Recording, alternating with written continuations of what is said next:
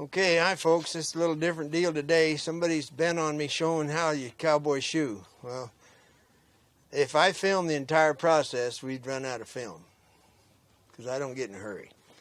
But I will show you what I'm hoping is what you want to see. I don't know.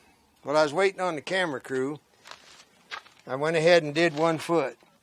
I'll let you guess, but it's the right front as I put a new shoe on. Okay, you can see the left front. There you go. Now, you'll notice I use 8 nails. I don't leave a whole lot of shoe in the back sticking out because this particular horse is getting his feet under him, but he's not quite there yet. And in the rocks, he'll tend to reach over, and I don't want him springing a shoe out in the middle of nowhere. So I shoe according to the horse I'm riding. Now I'm going to go ahead and pick the foot up and show you the bottom so you can see that. And when I pick a horse's foot up, I never get in a wrestling match with a horse. My fingernail goes to the cannon bone, and after a while the horse just picks their foot up when I show up. So here's my fingernail on the cannon bone, and there's the hoof. So this is what it looks like when I'm done shoeing. So there you go. A lot of times when I shoe a horse, which is about every 12 weeks, they'll grow a brand new sole and a brand new frog. This is how much I took off this hoof. Typically it's about over twice that much. One of the reasons I like it, the foot all growed out, is because I got brand new nail holes. And just as a disclaimer, when we were working back east, as in southeast especially, the horseshoers there, I mean, they earn it. Because the feet are so dang soft, I don't know how they keep them on. That's why they use all them toe clips and everything. Well, these are harder than your head, so it's not a problem for us out here. So we're kind of lucky. But there again, I use 8 nails because there's 8 holes. Now here's the tools. This is everything I need to shoe a horse or fix a hot water heater. And here's the shoe that came off. And I've already checked, and it is in fact a little thicker than the one in the back. If I want all my hind shoes to be thinner than the front. That means my horse is getting on the hind quarter. Now the most important tool for this whole operation is right here. This is where I spend most of my time when I'm shoeing a horse. I contemplate life and how I'm going to be a farrier instead of a horse shoer. Now over here in our shop, we'll call it, is the anvil.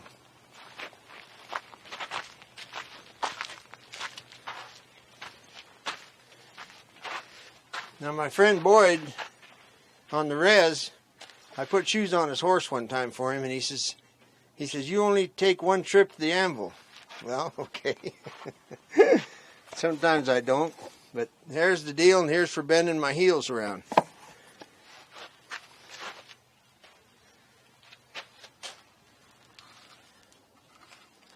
Alright.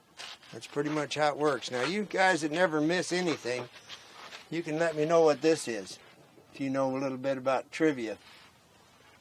And this lunch bucket we found in Vaya, Nevada. Anybody knows where Vaya is, they're either been to Burning Man or they're pretty darn cool. So that's a big deal on the shoeing. Oh, these high-grade shoeing chaps. My friend Anka in Pennsylvania gave me her old chaps. Well, she figured out they were pitiful, so she gave them to me. I just cut the bottoms off, and that's my shoeing chaps. So that's about as technical as it gets. Only thing I haven't showed you in the mud hole because we're waiting on rain. Now there's also, while we're at it, a question about what kind of cinch should I use. Well, while we're at it, I use mohair cinch. And I like mohair because I like them wide, because like the bay horse that you've been watching me ride, she had a whole bunch of fat in underneath her belly, and then there was a groove on the birth line.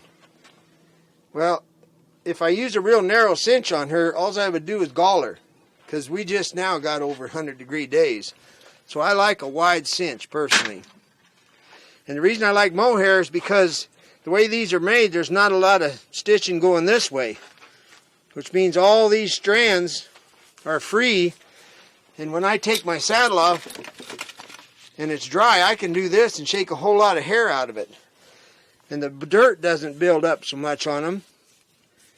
And then I can take this off and just throw it in a bucket of water and they dry out real quick. And I'm not picking on you, but the guys in the South with all that humidity, I don't know how you guys do it. I've seen rubber cinches and rubber pads and all that, but I feel bad for you. The next morning, I'll throw this in a bucket of water and then I'll come out after siesta and hang it up. Then the next morning I shake it out and it's ready to go again. Now this is the mule cinch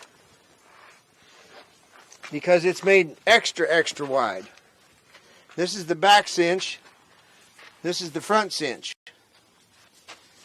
The way I like to pack is I don't like a britchin or a crooper, so I use a really tight back cinch. Can you angle that way? And if you think about it, it lays back right about, I'll show you on this horse where it lays, but anyway, I tighten the back one the most because that's the area that can take the most pressure for me, and that saves behind the elbows and on the withers. So a mule cinch for me is a lot wider, but it's the same thing. I can put it in a bucket of water and clean it out.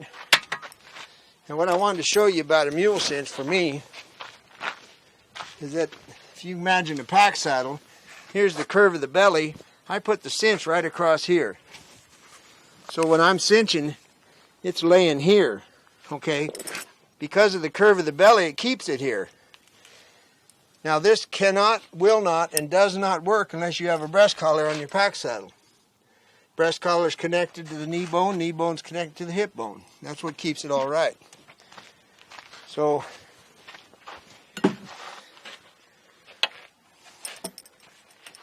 much for shoeing, so much for cinches. And for all you kids out there, now remember, eat your vegetables and never learn to shoe a horse, shear a sheep, or milk a cow.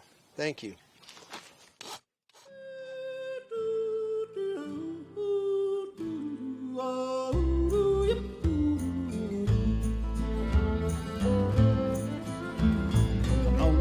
I'm happy, I'm rich, but I'm broke, and the good Lord knows the reason I'm just a cowboy.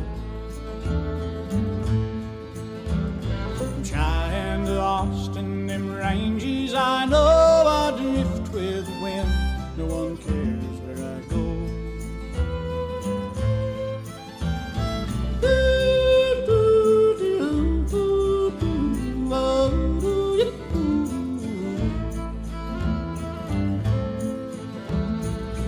Got a cent in these old wore-out jeans, so I quit eating steak and go back to beans. I pick up a 10-spot in Prescott, I know, just to ride in the broncs in the big rodeo.